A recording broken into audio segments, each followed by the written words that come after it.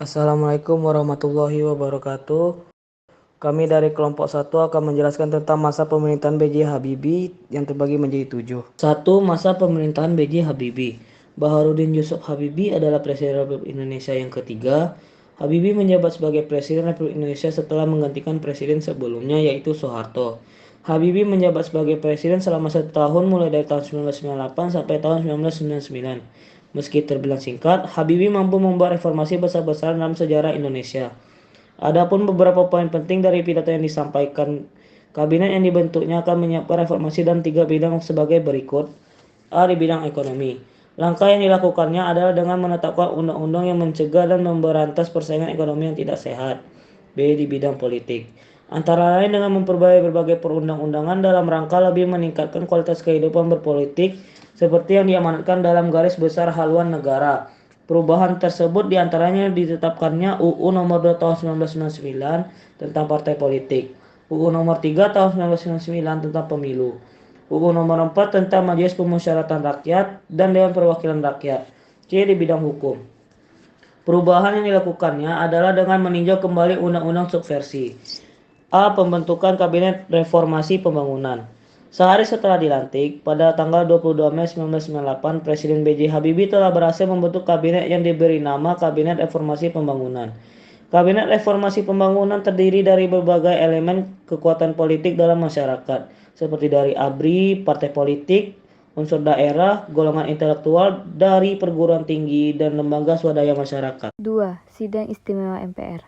Di tengah maraknya gelombang demonstrasi mahasiswa dan desakan kaum intelektual terhadap legitimasi pemerintahan Habibie, pada tanggal 10-13 November 1998, MPR mengadakan sidang istimewa untuk menetapkan langkah pemerintahan dalam melaksanakan reformasi di segala bidang. Beberapa hasil yang dijanjikan pemerintah dalam menghadapi tuntunan keras dari mahasiswa dan gerakan reformasi telah terwujud dalam ketetapan-ketetapan yang dihasilkan MPR sebagai berikut. 2. Sidang Istimewa MPR. 1. Agenda reformasi politik meliputi pemilihan umum, ketentuan untuk pemeriksaan kekuasaan pemerintahan, pengawasan yang baik, dan berbagai perubahan terhadap dewi fungsi ABRI. 2. Masa jabatan presiden dan wakil presiden dibatasi hanya sampai 2 kali masa tugas, masing-masing 5 tahun. TAP MPR nomor 8 MPR 1998. 3. Terbentuknya kesempatan untuk mengamandemenkan UUD 1945 tanpa melalui referendum. 4. Pencabutan keputusan P4 sebagai mata pelajaran wajib. 3. Reformasi bidang politik. Reformasi pada bidang politik yang telah dilakukan adalah dengan memberikan kebebasan kepada seluruh masyarakat untuk membuat partai politik, dan rencana pelaksanaan pemilu untuk menghasilkan lembaga tinggi negara yang representatif. B.J. Habibie membebaskan narapidana politik seperti Sri Bintang Pamungkas atau mantan anggota DPR yang dipenjara karena telah mengkritik Presiden Soeharto, dan Muchtar Pakpahan atau pemicu kerusuhan di Medan 1994. Sesuai dengan TAP MPR nomor 10 MPR 1998, Kabinet Reformasi Pembangunan telah berupaya melaksanakan sejumlah agenda politik, yaitu merubah budaya politik yang diwariskan oleh pemerintah sebelumnya, seperti pemusatan kekuasaan, dilanggarnya prinsip-prinsip demokrasi, terbatasnya partisipasi politik rakyat, menonjolkan pendekatan represif yang menekan keamanan dan stabilitas, serta terabaikannya nilai-nilai hak asasi manusia dan prinsip supremasi hukum. Adapun upaya politik yang dilakukan Presiden Habibie sebagai berikut. 3. Reformasi bidang politik. 1. Pembebasan tahanan politik.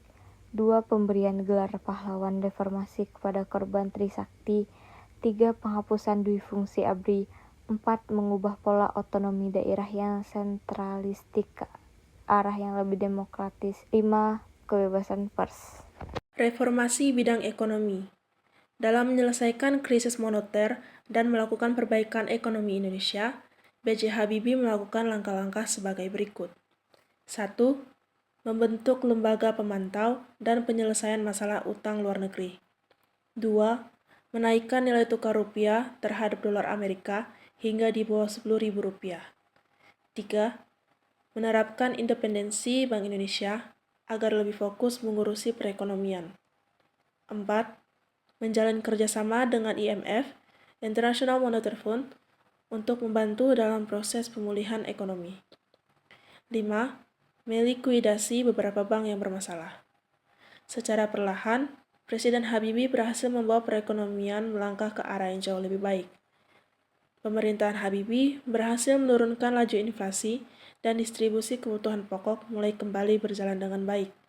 Selain itu, yang paling signifikan adalah nilai tukar rupiah mengalami penguatan secara simultan.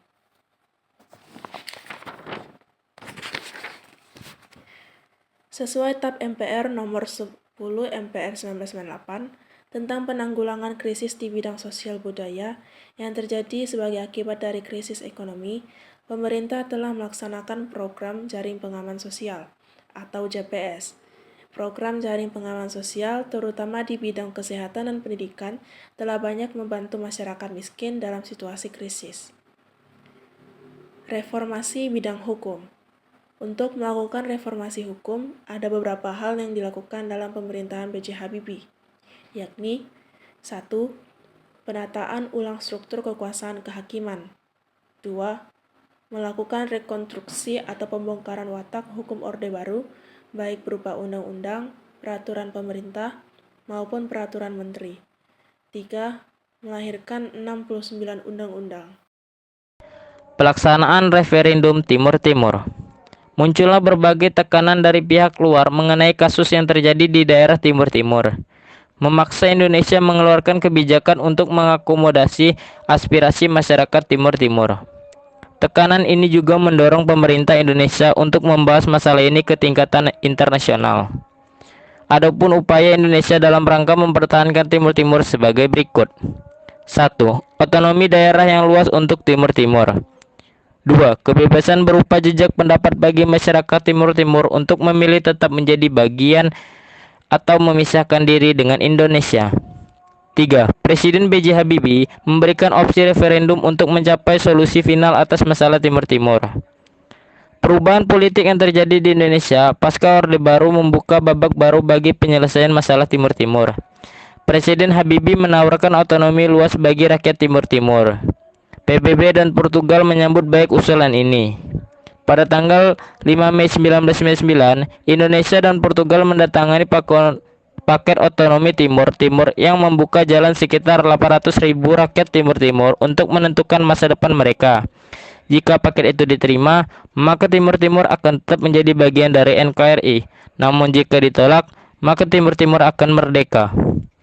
Jajak pendapat dilakukan pada tanggal 31 Agustus 1999. Sekjen PBB Kofi Annan mengumumkan hasil jajak pendapat 4 hari lebih cepat dari yang dibicarakan banyak pihak. Tanggal 4 September 1999, dalam sidang Dewan Keamanan PBB, Kofi Annan mengumumkan bahwa 78% rakyat Timur Timur menolak paket otonomi luas yang ditawarkan oleh Indonesia. Hanya 21,5% yang menerima hal tersebut. MPR kemudian mengesahkan hasil jajak pendapat tersebut pada tanggal 19 Oktober 1999. Sejak saat itu, Timur Timur lepas dari NKRI.